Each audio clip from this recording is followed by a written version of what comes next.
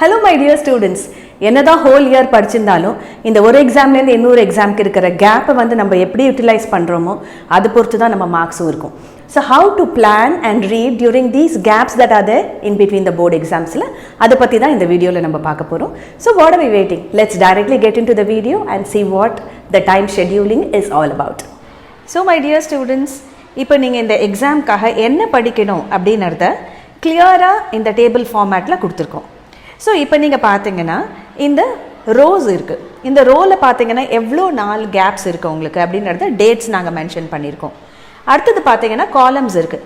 இந்த காலமில் ஃபஸ்ட் காலமில் எவ்வளோ லெசன்ஸ் நீங்கள் கவர் பண்ணணும், அதுக்கப்புறம் மார்னிங் என்ன படிக்கணும், ஆஃப்டர்நூன் என்ன படிக்கணும், ஈவினிங் என்ன படிக்கணும் அப்படின்றதையும் நாங்கள் கிளியராக மென்ஷன் பண்ணியிருக்கோம்.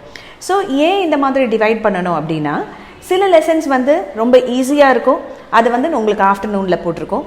மார்னிங் அண்ட் ஈவினிங் வந்து நிறைய டைம் இருக்குது, நீங்கள் ரிலேட்டிவ்லி இன்னும் ஃப்ரெஷ்ஷாக இருப்பீங்க அப்படின்றதுனால சில லெசன்ஸை நம்ம அலோகேட் பண்ணியிருக்கோம்.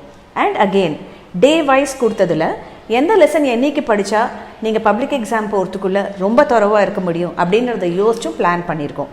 ஸோ இந்த டைமில் அந்த லெசன்ஸை நீங்கள் கண்டிப்பாக முடிங்க.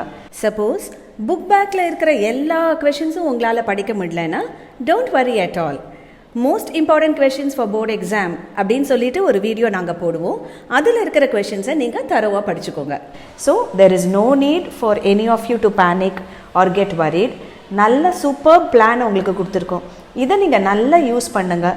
இந்த இருக்கிற கேப்பை வந்து ஃபுல்லாக யூட்டிலைஸ் பண்ணிங்கன்னா நீங்கள் பப்ளிக் எக்ஸாமுக்கு போச்சு you will be very very confident and you will be able to give your best.